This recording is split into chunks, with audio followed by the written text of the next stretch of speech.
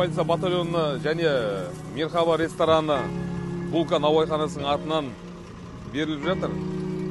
Еңбектеріңіз барлығы қиын, түсінем, далада барлығы бағалады. Бірақ дала салқын ғой. Аз болса да жүр, денеңіз жылы.